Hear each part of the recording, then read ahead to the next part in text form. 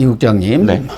지금 민주당이 원래부터 이 검찰 개혁을 이재명 대통령도 이 당 대표 시절 그리고 대선 과정 그리고 공약집에도 끊임없이 네. 주장을 해왔습니다만은 문재인 정권에서 추진했던 검수완박이 실질적으로 검찰 해체라는 네.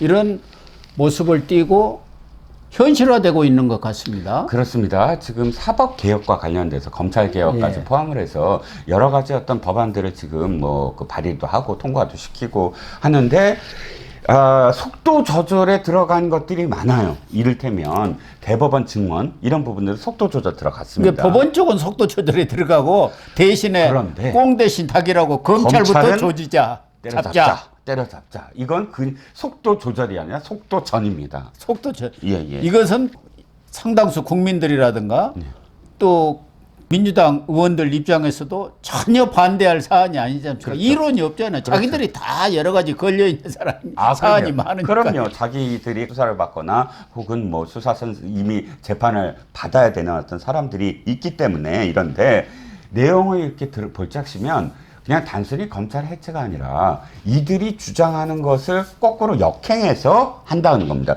이를테면 검찰 권력을 빼야 된다.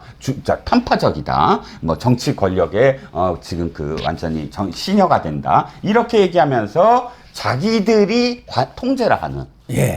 자기들이 예를 들어서 직접적으로 통제가 가능하도록 만드는 거. 만든 겁니다. 이를테면 국가수사위원회를 총리 직속으로 한다. 그러면 총리가 컨트롤하게 만드는 건데 그렇죠. 이 국가수사위원회가 뭐를 하느냐? 지금부터 만들 중수처와 국가수사본, 뭐 경찰의 국수본과 그 다음에 공수처의 관할권을 정리하고 전체적으로 상황을 통제하는 역할을 한다는 겁니다. 그러면 지금은 검찰청이 완전히 독립이 돼서 법무부 장관은 어쨌든 그 내각의 일원이지만 정권과 또는 정치 권력과 거리를 두고 독립해서 판단하는 거지만 이렇게 해버리면 일단 총리가 컨트롤할 수 있는 상황이 돼버리죠. 그렇죠. 지금은 법무장관도 네.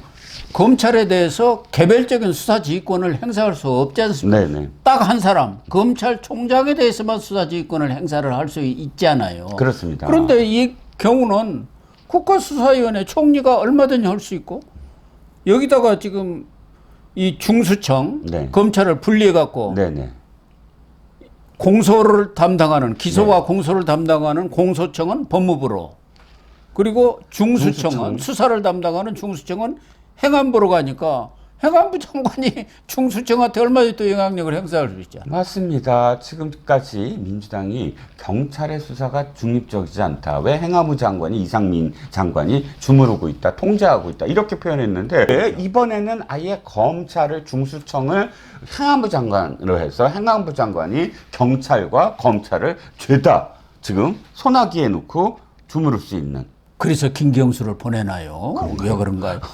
어마어마하지 않습니까? 네네. 그렇죠. 실질적으로 검찰 수사권과 경찰 수사권을 딱 아. 양손에 쥐고 예, 있잖아요. 예. 행안부 장관이 최고 센 사람이죠. 수사의 양대 권력을 모두 다 소나기에 장악하게 만들어준다는 법무부 겁니다. 장관은 완전히 이제 허수아비 껍데기만 남은 거 아닙니까? 기소만 하는 공무원이죠. 이게 뭐 참. 수사가 없으면 검찰은 그냥 공무원에 불과합니다. 예. 그렇지 않습니까? 예.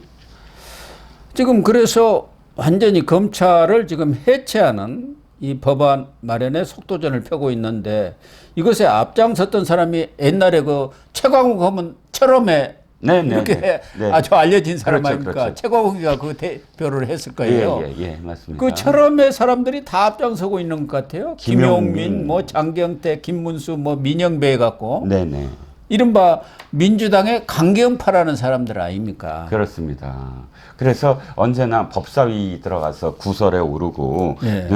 그 어떤 상황에서도 제일 앞장서서 강경 발언을 일삼는 사람들. 그런데 이 사람들이 서로 또 품앗이를 해요. 공소청 신설법안은 김용민이 맡고, 뭐 중수청은 민영배가 맡고, 장경태는 국가수사위 맡고 해갖고 발의자는 한 사람이잖아요. 예. 그러니까 각각 이렇게 돌아가면서 발의자로 나섰습니다. 그러니까 이번에 4개 법안을 낸 거 아닙니까? 그렇죠. 검찰청 폐지법안, 공소청 설치법안, 예. 중수청 설치법안, 국수위, 국가수사위원회 신설, 설치법. 예. 예, 세 개는 신설이죠. 예, 하나는 없애고요. 하나는 없애고. 네. 그런데 실질적으로 많은 사람들이 걱정하는 것은 물론 지금의 검찰 권력이 너무 세고 수사와 기소권을 한 손에 쥐고 있기 때문에 네. 그동안 여러 가지 폐단이 많았고 정치 검찰로서의 역할을 했다는 그런 비난들도 있습니다만 네. 수사와 기소가 분리됐을 때 가장 피해를 보는 사람은 국민 아니겠느냐 결과적으로 보면 그렇습니다. 지금 드러났지만 도대체 관할이 어디냐. 물론 국수위가 이제 그걸 맡는다고는 하지만 그런데 국수위가 맡는다고 하더라도 들여다보면 어디까지인가가 참 불명확해요. 실질적으로 부딪혔을 때 지난번에 윤 대통령 그 체포와 관련돼서도 뭐 외환 내란죄가 뭐 공수처에 있느니 없느니 갖고 얼마나 싸웠습니까? 그때 당시에 한 사건 갖고 경찰 국수본 들어가지, 검찰 들어가지, 공수처 들어가지 예. 이런 혼란이 물론 국수위가 이걸 다 관할을 한다고 하지만 이게 대통령이 아니라 국민으로 생각하면 복창 터지는 거죠. 그럼요. 예. 서로 미루는 경우가 많잖아요. 골치 아픈 그렇습니다. 사건의 경우. 아, 우리 것 아니에요. 그 공수처 거야. 아, 저 중수청 거야.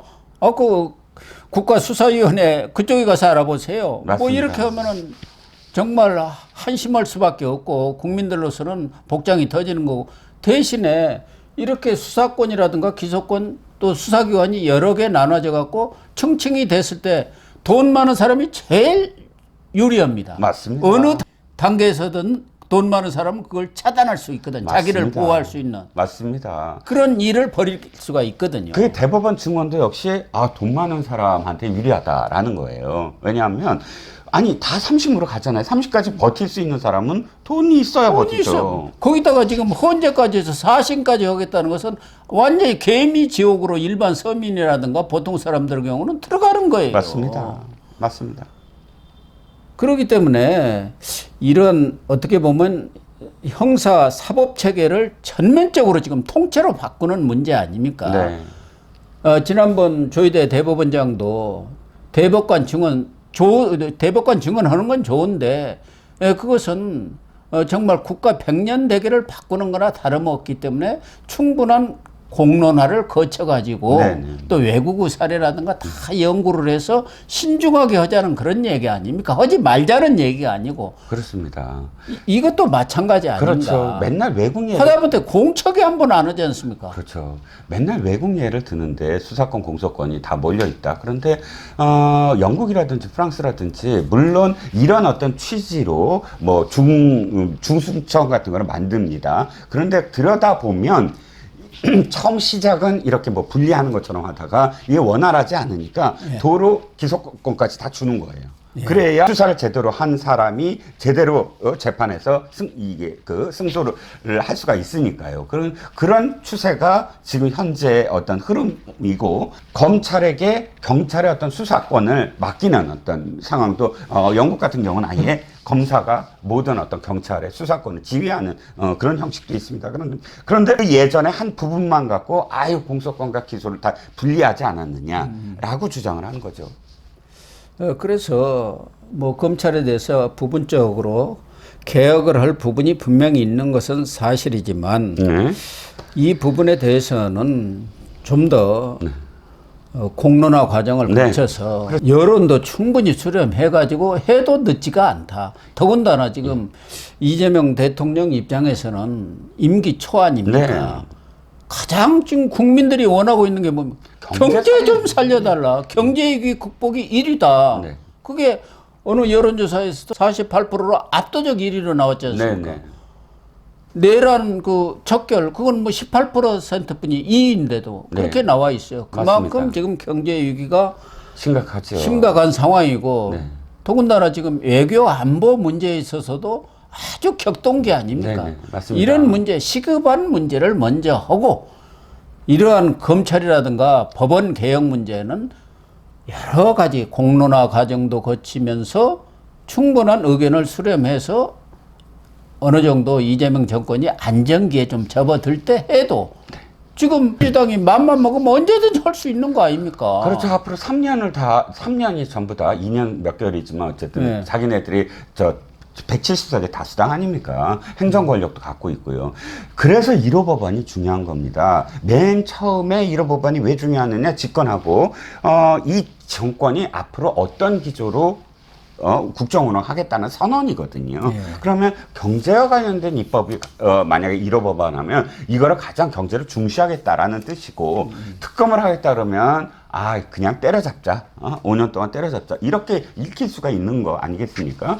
그리고 두 번째는 뭐냐면 대법원 증언 얘기를 하나만 더 하면 이겁니다. 30명도 되고 50명도 되고 100명도 되고 정청래가 했던 말입니다. 아니 그러면 이게 뭐랑 똑같냐면 의대 증원 2,000명이랑 똑같아요. 예. 2,000명 하면서 근거 대라. 2,000명이 무슨 의미가 있느냐 하는 것과 왜냐하면 공론화 과정을 제대로 안 하지 않았냐. 30명 근거가 지금 아무 근거도 없어요. 아니 그러니까 30명 안도 있고 50명 안도 있고 100명 안도 있다는 건 꼭 하고 싶은 대로 하는 숫자지. 예. 이게 무슨 근거가 있습니까? 공론도 안 했는데 예를 들어서 이 대법원은 정말로 법원행정처와 상의를 해야죠. 예. 그들이 지금 핵심인데 그들 입장을 들어보지도 않고 아니 의대 정원 2,000명도 그래요. 의사 입장을 제대로 반영하지도 않고 어떻게 2,000명이라고 드라이브 거냐나 똑같은 거 아닙니까? 그렇습니다. 저는 그래서 1호 법안이 이재명 대통령이 지난 대선 과정에서도 AI 분야에 100조를 투자를 하고 펀드를 AI 3대 강국으로 이렇게 도약하겠다. 도약시키겠다. 그래서 저는 AI 무슨 기본법이라든가 네. 이런 것이 1호로 나올 줄 알아서 아니면 무슨 반도체 특별법이라든가 그렇습니다. 뭐 여러 가지 그런 경제를 살리는 입법이 1호 법안으로 나올 줄 알았는데 트리플 특검 법안이 나와갖고 앞으로 내란과 관련해서는 내란을 뭐 주동하고 그에 직접적 관련되는 사람뿐만 아니라 이른바 동조 세력이라는 사람 다 때려잡아버리겠다. 그렇죠. 그 동조라는 게 아주 애매하지 않습니까? 가만히 있는 사람 당신 내란 동조한 거 아니야? 그럼 다 내란 세력이 되는 거 아니에요. 그렇죠. 그러니까 내내 5년 내내 내란 이걸 가지고 문재인 정권이 적폐청산 가지고 정권을 유지했던 것처럼 이 내란 척결을 가지고 5년을 유지하겠다는 그런 신호탄이랑 마찬가지 아니냐. 맞습니다. 그러니까 지금 이 내란이라는 카테고리, 내란이라는 것도 애매해요. 그 안에 들여다보면 그런데 저는 저기까지, 그러니까 이게 내란이라고 하더라도 이 주요 임무 종사자까지는 뚜렷해요. 예. 근데 그 다음부터 단순 가담자라고 표현되거나 선동했다거나 통진당이 해체된 게 내란 음모죄가 아니라 내란 선동죄더라고요. 예. 선동죄나 혹은 내란 방조죄 또는 부하내동죄. 그러니까 그냥 아무 생각 없이 그냥 고개만 끄덕여도 바로 죄에 걸린다는 겁니다. 이렇게 따지면 거의 코에 고면 코골이가 되는 거죠. 이틀간의 실패한 내란에 이미 그 전문은 다 나왔지 않습니까? 그런데 내란 특검이 지금 어마어마하게 발족했잖아요. 검사만 60명 아닙니까? 수사기간도 170일에 수사관 또 뭐 파견 공무원 하면은 400명인가 몇백 명이 400명 가까이 수사관까지 하는데 지금 핵심은 그럴 것 같아요. 윤과 그다음에 김용현은 이미 재판을 받고 있으니까 그 사람을 불러다가 똑같은 걸 뭐 혐의를 쾌건 아닐 것 같고 중요한 건 당의 추경호부터 시작을 해서 그때 계엄 해제 요구안을 일부러 막았다 해갖고 당의 이 인물들, 그 다음에 내각의 한덕수를 비롯해서 박성재, 이상민 등등 이 사람은 이미 기획 알고 있었다. 그래서 안 가도 갔다. 이런 식으로 해서 새롭게 이 두 내각과 그 다음에 당의 인물들을 수사를 하겠다라는 게 초점이 아니겠느냐. 그렇습니다.